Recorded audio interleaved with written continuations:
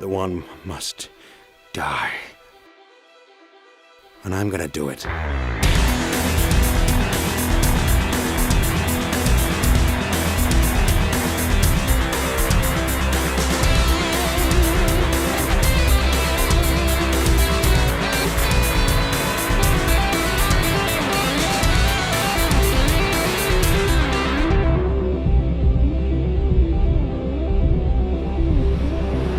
Au moment même de jouer, je comprenais pas tout l'ensemble de ce film.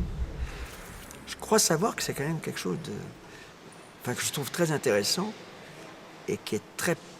Bon, c'est peut-être tout à fait insolite, c'est de la fiction, mais on est dans un monde comme celui d'hier qui souvent cherche un sauveur. Quelqu'un qui va le sortir de là. Donc ça m'intéresse.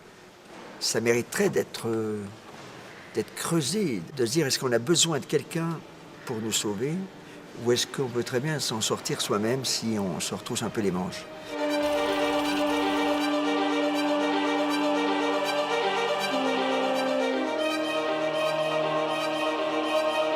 Ouais, je serais curieux de savoir ce qu'on serait capable de faire avec de vrais moyens. Maintenant, je pense que ça sera toujours compliqué de faire un film, dans le sens où notre ambition sera toujours la plus haute possible, ça c'est sûr. Si un jour on a la chance de travailler avec des gens qualifiés, on sait évidemment que ça sera pas plus facile, mais dans tous les cas on aura moins de contraintes, ce qui nous permettra d'économiser au moins 5 années.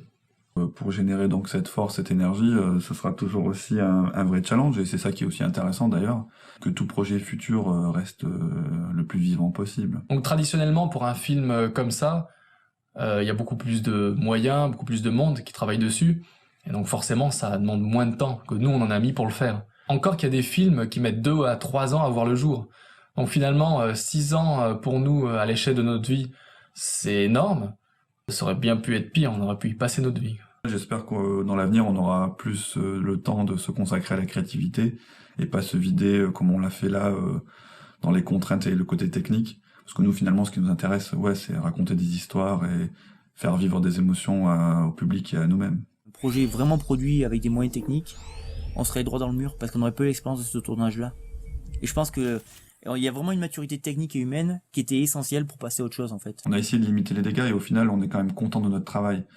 On a beaucoup bossé pour que ça fonctionne un minimum. On s'amusait avec Savitri à donner des notes à chacune de nos séquences. Tu lui mets combien ce plan toi? Moi je lui mets 18. Moi je lui mets 3. Vraiment essayer de travailler le truc pour qu'au final on obtienne au moins la moyenne, quoi. Voilà. C'était le projet du film, c'était un challenge déjà. Mais moi, je me suis à l'intérieur de moi, je l'ai pris pour un challenge personnel. Donc c'est vrai que après, je pense que beaucoup de gens auraient pris ça comme l'auraient pris à la rigolade et c'est vraiment pas mon cas. Dire que le film a un caractère amateur, sûrement si on caractérise le professionnel par celui qui gagne sa vie ou qui a des moyens pour réaliser un projet artistique. Moi je pense pas que le projet auquel j'ai participé ici soit plus amateur que beaucoup de projets professionnels sur lesquels je travaille. Merci. J'ai trouvé l'expérience professionnelle avec des moyens amateurs. Enfin semi-professionnels bien sûr, mais je pense quand même que c'est le résultat est vraiment au-delà des moyens mis en jeu. Il y a eu tellement de choses à faire qu'il a fallu déjà faire appel, je crois, à tout ce que je connaissais. Et une fois que j'avais usé tous mes gris-gris, fais-nous un de tes trucs à la con, comme me disait souvent Raphaël, il y a un moment où j'avais plus de trucs à la con à faire. Donc il a fallu que j'aille chercher, et que j'aille chercher plus loin que ce dont moi j'ai besoin personnellement pour composer habituellement, puisque là les contraintes étaient extérieures et pas intrinsèques. Donc grosse marge de progression à la fois sur le côté artistique et vraiment vision de la musique de film, notamment du musicien que je suis, et à la fois du technicien aussi, parce qu'on a eu de grosses contraintes et il y a eu un gros investissement technique aussi. De toute manière, comme je suis passionné de ce que je fais, moi j'ai toujours une ambition professionnelle en essayant toujours de mettre à 100% mes connaissances au service du projet.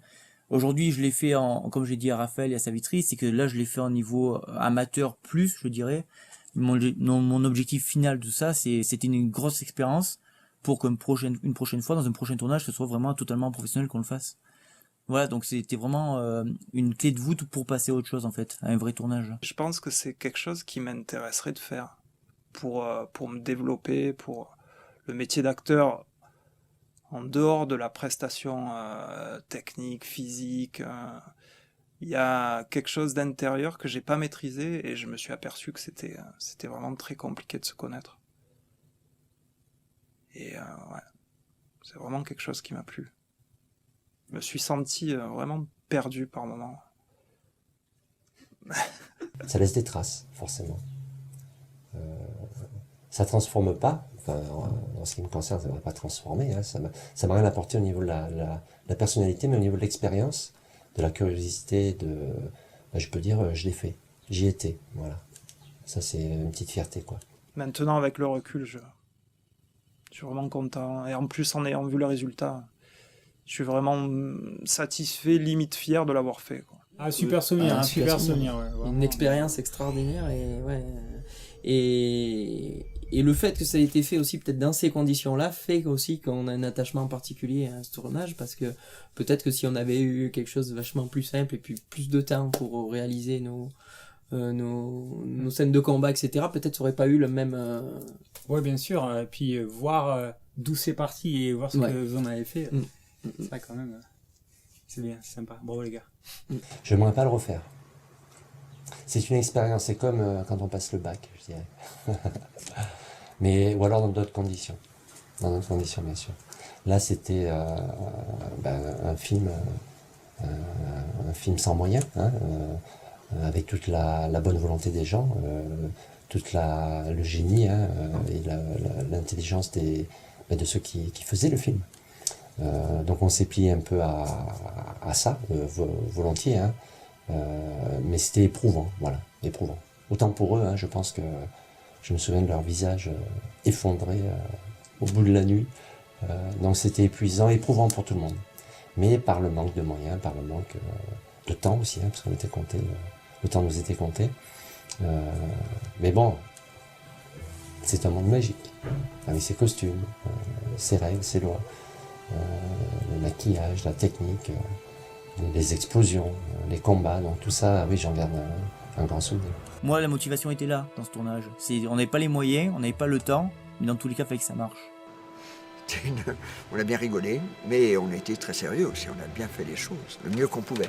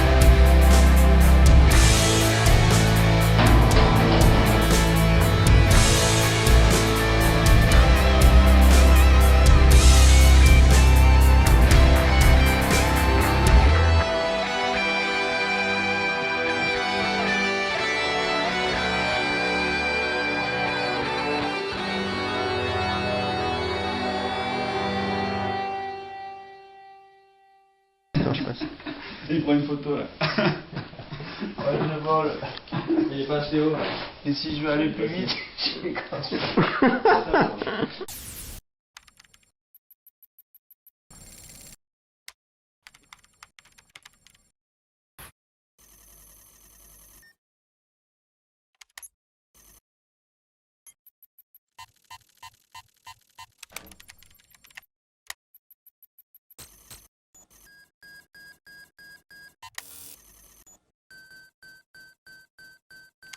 Kedara. Kedara, stop it. Don't do this. Kedara. I beg you. He doesn't deserve to die like this. The one must die. And I am gonna take care of it.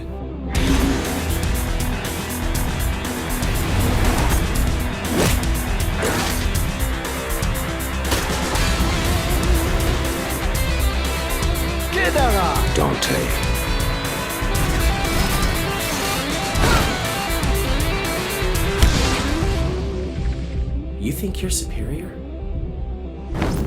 Kadara! Kadara. He's going to kill you. Cade? Are you alright? Can you hear me? Jesus Christ. We're going to die. Kadara!